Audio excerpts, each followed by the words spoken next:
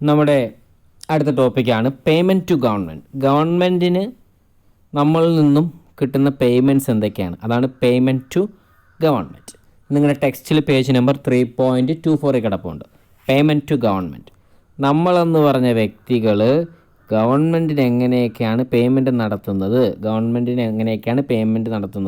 അതിനെയാണ് payment to government. ഗവൺമെൻറ്റിന് നമ്മൾ കൊടുക്കുന്ന പേയ്മെൻറ്റ് എന്ന് പറയുമ്പോൾ ടാക്സസ് ആണ്. പലതരത്തിലുള്ള ടാക്സുകൾ നമ്മൾ ഗവൺമെൻറ്റിന് കൊടുക്കുന്നുണ്ട്. അതാണ് പേയ്മെൻറ്റ് ടു ഗവൺമെൻറ് എന്ന് പറഞ്ഞ് ഉദ്ദേശിക്കുന്നത്. ടാക്സസ് ആണ്. അതാണ് ഞാൻ ബ്രാക്കറ്റിൽ ടാക്സ് എന്ന് കൊടുത്തിരിക്കുന്നത്. അപ്പോൾ പേയ്മെൻറ്റ് ടു ഗവൺമെൻറ് എന്ന് പറഞ്ഞാൽ ഗവൺമെൻറ് നമ്മൾ കൊടുക്കുന്ന എന്തുമാണ്? ടാക്സ് ആണ്. ഈ ടാക്സിനെ രണ്ടായി തരംതിരിക്കാം, ഡയറക്റ്റ് ടാക്സ് എന്നും ഇൻഡയറക്റ്റ് ടാക്സ് എന്നും. ഇത് പരീക്ഷയ്ക്ക് 4 മാർക്കിന് ചോദിച്ചിട്ടുള്ളതാണ്. പേയ്മെൻറ്റ് ടു ഗവൺമെൻറ് അല്ലെങ്കിൽ ഡിഫറെൻറ്റ് ടൈപ്സ് ഓഫ് ടാക്സ് എന്ന് പറഞ്ഞ് ചോദിച്ചിട്ടുണ്ട്. അപ്പോൾ പേയ്മെൻറ്റ് ടു ഗവൺമെൻറ് എന്ന് ചോദിച്ചാലും ഡിഫറെൻറ്റ് ടൈപ്സ് ഓഫ് ടാക്സ് എന്ന് ചോദിച്ചാലും ഉത്തരം ഒന്ന് തന്നെയാണ്. ഗവൺമെൻറ്റിന് നമ്മൾ 2 തരത്തിലുള്ള ടാക്സുകളാണ് കൊടുക്കുന്നത്, ഡയറക്റ്റ് ടാക്സും ഇൻഡയറക്റ്റ് ടാക്സും. ഡയറക്റ്റ് ടാക്സ് എന്തുവാന്ന് ചോദിച്ചാൽ നിങ്ങളൊരു സെൻറ്റൻസ് എഴുതി വെക്കണം. ഡയറക്റ്റ് ടാക്സ് എന്ന് പറഞ്ഞാൽ ഒരു ടാക്സ് ആണ്. അത് ഡയറക്റ്റായിട്ട് നമ്മൾ ഗവൺമെൻറ്റിന് കൊടുക്കുന്നതാണ്. ഡയറക്റ്റായിട്ട് നേരിട്ട് ഗവൺമെൻറ്റിന് കൊടുക്കുന്നത്. ഡയറക്റ്റായിട്ട് എന്ന് പറയുന്നത് നേരിട്ട് ഗവൺമെൻറ് കൈ കൊണ്ട് കൊടുക്കുമെന്നല്ല, നമ്മുടെ വരുമാനത്തിന് നമ്മുടെ സ്വന്തം വരുമാനത്തിന് ഗവൺമെൻറ്റിന് നമ്മൾ കൊടുക്കുന്ന ടാക്സാണ് ഡയറക്റ്റ് ടാക്സ്. എന്ന് പറയുമ്പോൾ നമ്മുടെ അസറ്റിനനുസരിച്ചും നമ്മുടെ വരുമാനത്തിനനുസരിച്ചുമാണ് നമ്മൾ ഗവൺമെൻറ്റിന് ടാക്സ് കൊടുക്കുന്നത്. ഇതിനെയാണ് ഡയറക്റ്റ് ടാക്സ് എന്ന് പറയുന്നത്. നമ്മൾ ഡയറക്റ്റായിട്ട് നമ്മുടെ മാത്രം കഴിവിനനുസരിച്ചാണ് നമ്മൾ ഗവൺമെൻറ് ടാക്സ് കൊടുക്കുന്നത്. അതിനെയാണ് ഡയറക്റ്റ് ടാക്സ് എന്ന് പറയുന്നത്. അപ്പോൾ ഡയറക്റ്റ് ടാക്സ് എന്ന് പറഞ്ഞാൽ ഇത്രയേ ഉള്ളൂ. Direct tax are the taxes that are directly paid by the tax payer to the government. Direct tax എന്ന് പറയുന്നത് ഒരു ടാക്സ് ആണ്. അത് ഡയറക്റ്റായിട്ടും പേ ചെയ്യുന്നു. അപ്പോൾ ഡയറക്റ്റ് ടാക്സ് എന്താണെന്ന് വെച്ചാൽ ഒരു ഡയറക്റ്റ് ടാക്സ് എന്ന് പറഞ്ഞ ടാക്സ് ആണ് ഡയറക്റ്റായിട്ട് paid by the tax pair ഡയറക്റ്റായിട്ടാണ് കൊടുക്കുന്നത്. ആർക്കാ? ഗവൺമെൻറ്. അപ്പോൾ ഗവൺമെൻറ്റിന് ടാക്സ് പെയർ ഡയറക്റ്റായിട്ട് കൊടുക്കുന്ന ടാക്സിനെയാണ് ഡയറക്റ്റ് ടാക്സ് എന്ന് പറയുന്നത്. അപ്പോൾ ഡയറക്റ്റ് ടാക്സ് എന്തോ നിങ്ങൾക്ക് തന്നെ എഴുതാം. ഡയറക്റ്റ് ടാക്സ് എന്ന് പറഞ്ഞാൽ ഒരു ടാക്സ് ആണ്. Direct tax are taxes that are എന്തുവാ? ഡയറക്ട്ലി പെയ്ഡ് ബൈ ആരാണ്? ബൈ ദി ടാക്സ് പെയർ എന്ന് പറയുന്നത് നമ്മളാ. Directly paid by the tax payer to the ആർക്കാ? ഗവൺമെൻറ്. അപ്പോൾ ഡയറക്റ്റ് ടാക്സ് നിങ്ങൾക്ക് തന്നെ എഴുതാൻ സാധിക്കും. ഡയറക്റ്റ് ടാക്സ് എന്ന് പറയുന്ന ടാക്സ് ആണ്. ഡയറക്ട്ലി പേ ചെയ്യുവാണ് ആരാ? Tax pair. ആർക്കാ? ഗവൺമെൻറ്റിന്. ഡയറക്റ്റ് ടാക്സിനെ നമുക്ക് മൂന്നായി തരംതിരിക്കാം. ഒന്നാമത്തെ ഇൻകം ടാക്സ്. ഇൻകം ടാക്സ് എന്ന് പറയുമ്പോൾ ഒരു വ്യക്തി അദ്ദേഹത്തിൻ്റെ വരുമാനത്തിനനുസരിച്ച് ടാക്സ് ഗവൺമെൻറ്റിന് കൊടുക്കും. അതിനെയാണ് ഇൻകം ടാക്സ് എന്ന് പറയുന്നത്. ഇൻകം ടാക്സ് എന്ന് പറയുമ്പോൾ എന്തുവാണ്? ഒരു വ്യക്തി അദ്ദേഹത്തിൻ്റെ വരുമാനത്തിന്, ഓരോ വർഷത്തെയും വരുമാനത്തിന് ഗവൺമെൻറ് എന്തോ കൊടുക്കും? ടാക്സ് കൊടുക്കും. ഇതിനെയാണ് ഇൻകം ടാക്സ് എന്ന് പറയുന്നത്. അപ്പോൾ ഡയറക്റ്റ് ടാക്സിനെ മൂന്നായി തരംതിരിക്കാം. ഇൻകം ടാക്സ്, കോർപ്പറേറ്റ് ടാക്സ്, പിന്നെന്തുവാ? Tax on capital gain. Income tax എന്ന് പറഞ്ഞാൽ ഓരോ വ്യക്തി അവരുടെ വരുമാനത്തിനനുസരിച്ച് ടാക്സ് ആർക്ക് കൊടുക്കും? ഗവൺമെൻറ്റിന് കൊടുക്കും. ഇതിനെയാണ് ഇൻകം ടാക്സ് എന്ന് പറയുന്നത്. ഇനി അടുത്ത കോർപ്പറേറ്റ് ടാക്സ് എന്ന് പറയുമ്പോൾ കോർപ്പറേറ്റ് എന്ന് പറഞ്ഞാൽ കമ്പനിയാണ്. കോർപ്പറേറ്റ് എന്ന് പറഞ്ഞാൽ എന്തുവാണ്? കമ്പനിയെയാണ് കോർപ്പറേറ്റ് എന്ന് പറയുന്നത്. അപ്പോൾ ഈ കമ്പനി ഗവൺമെൻറ്റിന് കൊടുക്കുന്ന ടാക്സിനെയാണ് കോർപ്പറേറ്റ് ടാക്സ് എന്ന് പറയുന്നത്. അപ്പോൾ കോർപ്പറേറ്റ് ടാക്സ് എന്ന് പറഞ്ഞാൽ എന്തുവാണ്? കമ്പനി ഗവൺമെൻറ്റിന് കൊടുക്കുന്ന, ഇന്ത്യയിൽ രജിസ്റ്റർ ചെയ്യുന്ന കമ്പനി ഗവൺമെൻറ്റിന് കൊടുക്കുന്ന ടാക്സിനെയാണ് കോർപ്പറേറ്റ് ടാക്സ് എന്ന് പറയുന്നത്. ഇനി അടുത്തതാണ് tax on capital gain. Capital gain എന്ന് പറയുമ്പോൾ ഈ ഫിക്സഡ് അസറ്റ് വിൽക്കുമ്പോഴും വാങ്ങുമ്പോഴും കിട്ടുന്ന ഒരു ഗെയിൻ ഉണ്ടാവും. ഫിക്സഡ് അസറ്റ്, ഇപ്പോൾ എൻ്റെ കയ്യിലുള്ളൊരു ഫിക്സഡ് അസറ്റ് 2 ലക്ഷം രൂപയുടെ ഫിക്സഡ് അസറ്റ്, എൻ്റെ ഒരു 5 ലക്ഷം രൂപയുടെ വസ്തു ഒരാൾക്ക് വിറ്റു, 8 ലക്ഷം രൂപയ്ക്ക് വിറ്റു. അപ്പോൾ എനിക്ക് കിട്ടിയ ലാഭം എത്രയാണ്? 3 ലക്ഷമാണ്. അതിൻ്റെ നിശ്ചിത ശതമാനം ഞാനെന്തോ കൊടുക്കും? ഗവൺമെൻറ്റിന് ടാക്സ് ആയിട്ട് കൊടുക്കും. ഇതിനെയാണ് ടാക്സ് ഓൺ ക്യാപിറ്റൽ ഗെയിൻ എന്ന് പറയുന്നത്. അപ്പോൾ ക്യാപിറ്റൽ ഗെയിൻ എന്ന് പറഞ്ഞാൽ ഫിക്സഡ് അസറ്റ് വിൽക്കുമ്പോൾ, ഫിക്സഡ് അസറ്റ് ട്രാൻസ്ഫർ ചെയ്യുമ്പോൾ, സെയിൽ ചെയ്യുമ്പോൾ ഉണ്ടാകുന്നൊരു ഗെയിൻ ഉണ്ട്. ആ ഗെയിനിന് ടാക്സ് കൊടുക്കുന്നതിനെയാണ് ടാക്സ് ഓൺ ക്യാപിറ്റൽ ഗെയിൻ എന്ന് പറയുന്നത്. ഇത്രയുള്ള ഡയറക്റ്റ് ടാക്സിനെ കുറിച്ച് പറയാം. ഡയറക്റ്റ് ടാക്സ് എന്ന് പറഞ്ഞാൽ ഡയറക്റ്റായിട്ട് ഒരു ടാക്സ് പെയർ ഗവൺമെൻറ്റിന് കൊടുക്കുന്ന ടാക്സാണ് ഡയറക്റ്റ് ടാക്സ്. ഒരു വ്യക്തി അദ്ദേഹത്തിൻ്റെ വരുമാനത്തിന് കൊടുക്കുന്ന ടാക്സ് ഇൻകം ടാക്സ്. കമ്പനിയുടെ വരുമാനത്തിന് ഗവൺമെൻറ്റിന് കൊടുക്കുന്ന ടാക്സ് കോർപ്പറേറ്റ് ടാക്സ്. പിന്നെ ഫിക്സഡ് അസറ്റ് ട്രാൻസ്ഫർ ചെയ്യുമ്പോൾ ഉണ്ടാകുന്ന ഗെയിൻ ഉണ്ട്. ആ ഗെയിനിന് കൊടുക്കുന്ന ടാക്സിനെയാണ് ടാക്സ് ഓൺ ക്യാപിറ്റൽ ഗെയിൻ എന്ന് പറയുന്നത്. ഞാൻ ഇത്രയും പറഞ്ഞ കാര്യങ്ങളൊന്ന് ഓർത്തെടുത്തേ. അടുത്തതാണ് ഇൻഡയറക്റ്റ് ടാക്സ്. ഇൻഡയറക്റ്റ് ടാക്സ് എന്ന് പറയുമ്പോൾ ഡയറക്റ്റ് ടാക്സ് തൊട്ട് നമ്മൾ ഡയറക്റ്റായിട്ട് ഗവൺമെൻറ് കൊടുക്കുന്നതല്ല, ഗവൺമെൻറ് നമ്മളിൽ നിന്നും ഇൻഡയറക്റ്റ്ലി കളക്ട് ചെയ്തെടുക്കുന്ന ടാക്സാണ് ഇൻഡയറക്റ്റ് ടാക്സ് എന്ന് പറയുമ്പോൾ. ഡയറക്റ്റ് ടാക്സ് എന്ന് പറയുമ്പോൾ നമ്മുടെ വരുമാനത്തിന് നമ്മൾ കൊടുക്കുന്ന ടാക്സാണ് ഡയറക്റ്റ് ടാക്സ്. ഇൻഡയറക്റ്റ് ടാക്സ് എന്ന് പറയുമ്പോൾ അങ്ങനെയല്ല, നമ്മൾ ഗുഡ്സും സർവീസും ഒക്കെ വാങ്ങുകയും വിൽക്കുകയൊക്കെ ചെയ്യുമ്പോൾ നമ്മളിൽ നിന്നും ഗവൺമെൻറ് ഈടാക്കുന്ന ടാക്സിനെയാണ് ഇൻഡയറക്റ്റ് ടാക്സ് എന്ന് പറയുന്നത്. എന്ന് പറയുമ്പോൾ സാധനങ്ങളും സേവനങ്ങളും നമ്മൾ വാങ്ങിക്കുമ്പോഴും വിൽക്കുമ്പോഴും എല്ലാം കുറേശ്ശെ ടാക്സ് നമ്മുടെ കയ്യിൽ നിന്ന് ഗവൺമെൻറ് ഈടാക്കാറുണ്ട്.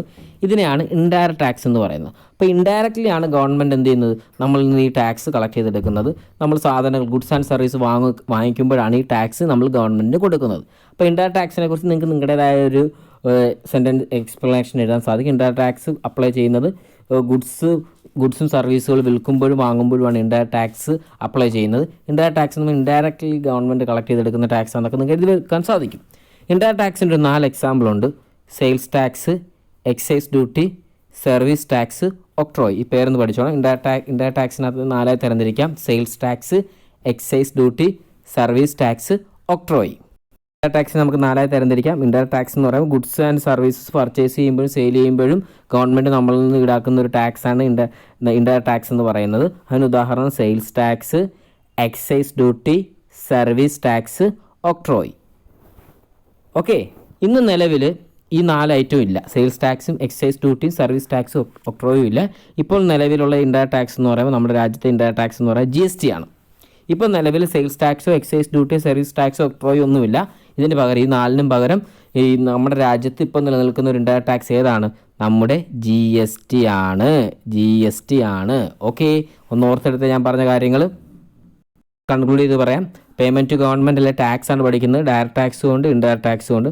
ഡയറക്റ്റ് ടാക്സിൽ 3 income tax, corporate tax, tax on capital gain. Indirect ടാക്സിൽ 4 sales tax, excise duty, service tax, octroi.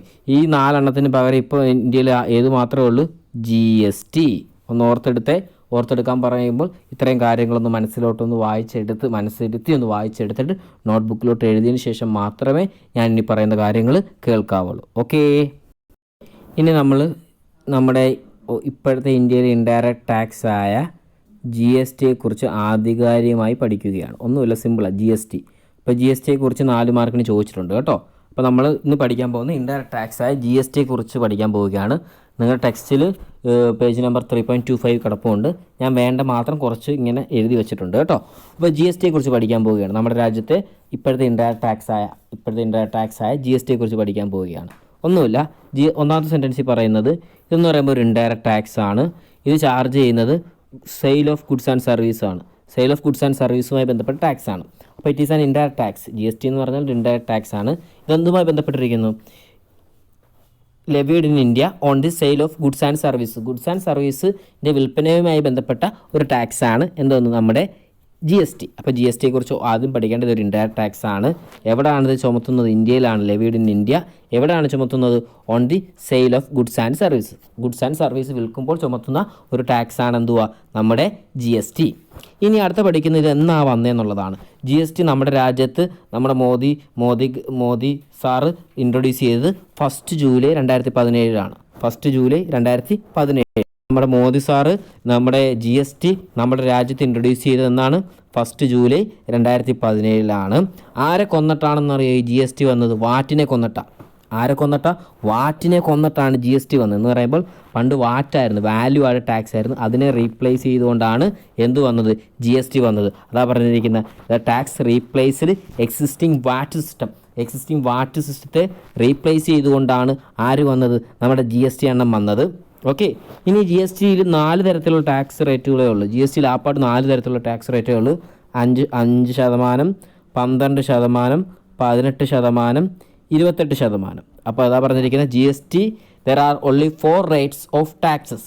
ഇവിടെ 4 തരത്തിലുള്ള ടാക്സ് റേറ്റുകളേ ഉള്ളൂ. GST there are only 4 rates of taxes. Such as ഏതൊക്കെയാണ്? 5, 12, 18, 28. എന്തോടെ പിള്ളേരെ? 5, 12, 18, 28. ഓക്കെ, അപ്പോൾ 4 കാര്യങ്ങൾ പറഞ്ഞു. എന്തൊക്കെയാണ്? ഇത് ഇന്ത്യയിൽ ലെവി ചെയ്യുന്നൊരു ടാക്സ് ആണ്. എന്തുമായി ബന്ധപ്പെട്ട്? Sale of goods and service. ഇതെന്നാ വന്നത്? 1 ജൂലൈ 2017 ആരെ കൊന്നിട്ടാണ് വന്നത്? വാറ്റിനെ കൊന്നിട്ടാണ് വന്നത്. ഇതിൽ 4 ടാക്സ് റേറ്റ് ഉണ്ട്: 5, 12, 18, 28. ഞാൻ ഇത്രയും പറഞ്ഞ കാര്യങ്ങളൊന്ന് ഓർത്തെടുത്തേ. ഇനി അടുത്തതെന്ന് പറയുമ്പോൾ നമ്മുടെ ഈ GSTയിലെ ടാക്സ് റേറ്റും റൂൾസും റെഗുലേഷൻസും എല്ലാം ഗവൺ ചെയ്യുന്നത് GST കൗൺസിലാണ്. ഇതോ ഒരു GST ഒരു കൗൺസിലുണ്ട്. അവരാണ് നമ്മുടെ GSTയിലെ ടാക്സ് റേറ്റും റൂൾസും റെഗുലേഷൻസ് എല്ലാം ഗവൺ ചെയ്യുന്നത്. ഈ GST കൗൺസിലിൽ ആരൊക്കെ ഉണ്ടെന്നറിയോ? വിച്ച് കംപ്രൈസസ് ഓഫ് നമ്മുടെ സെൻട്രൽ ഫിനാൻസ് മിനിസ്റ്റർ. ഈ GST കൗൺസിലിൽ ആരൊക്കെ ഉള്ളതെന്നറിയോ? സെൻട്രൽ ഗവൺമെൻറ്റിൻ്റെ ഫിനാൻസ് മിനിസ്റ്ററും പിന്നെ നമ്മുടെ സംസ്ഥാനങ്ങളിലെ ഫിനാൻസ് മിനിസ്റ്ററും ആൻഡ് ഫിനാൻസ് മിനിസ്റ്റർ ഓഫ് എന്തുവാ ഓൾ ദി സ്റ്റേറ്റ്സ്. അപ്പം നമ്മുടെ GSTയിലെ ടാക്സ് റേറ്റും റൂൾസും റെഗുലേഷൻസും എല്ലാം ഗവേൺഡ് ബൈ ആരാണ്? GST കൗൺസിലാണ്. ഇതിനകത്ത് ആരൊക്കെയുണ്ട്? വിച്ച് കംപ്രൈസസ് ഓഫ് എന്തുവാ? നമ്മുടെ സെൻട്രൽ ഫിനാൻസ് മിനിസ്റ്ററും പിന്നെന്തുവാ നമ്മുടെ സംസ്ഥാനങ്ങളുടെ ഫിനാൻസ് മിനിസ്റ്ററും. Central finance minister and finance minister of എന്തുവാ ഓൾ ദി സ്റ്റേറ്റ്സ്.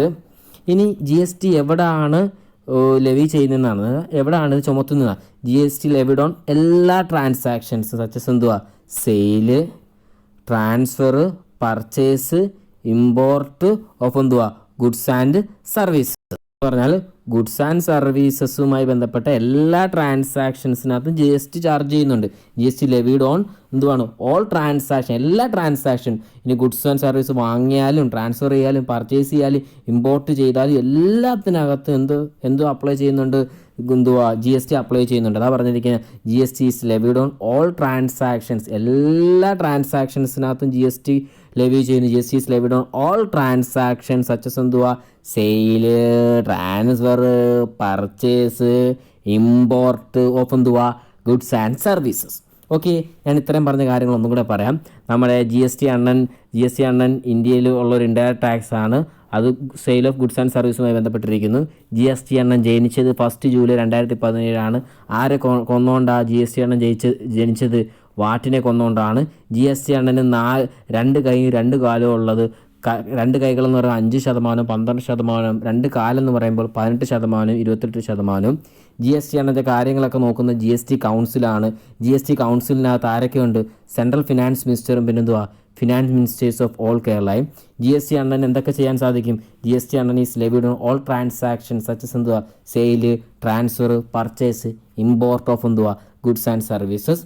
ഇനി ഇന്ത്യയിലെ GST അണ്ണൻ്റെ പ്രത്യേകത എന്ന് പറയുമ്പോൾ ഡുവൽ GSTയാണ്. രണ്ട് ഡുവൽ GST മോഡലാണ്. കണ്ട 2 വേഷങ്ങളാണ് നമ്മുടെ ഇന്ത്യയിലെ GSTക്ക് ആണെന്നുള്ളത്. അതാ പറഞ്ഞിരിക്കുന്നത് India adopted A dual GST model എന്ന് പറയുമ്പോൾ ഇവിടെ ടാക്സ് പിരിക്കുന്നത് ആരൊക്കെയാണ്? നമ്മുടെ സെൻട്രൽ ഗവൺമെൻറ്റും പിരിക്കും, സ്റ്റേറ്റ് ഗവൺമെൻറ്റും പിടിക്കും. അതാ പറഞ്ഞിരിക്കുന്നത് here taxation is administered by both the union and state government. അപ്പം നമ്മുടെ ഇന്ത്യയിലെ GST അണ്ണൻ്റെ പ്രത്യേകത എന്തുവാ?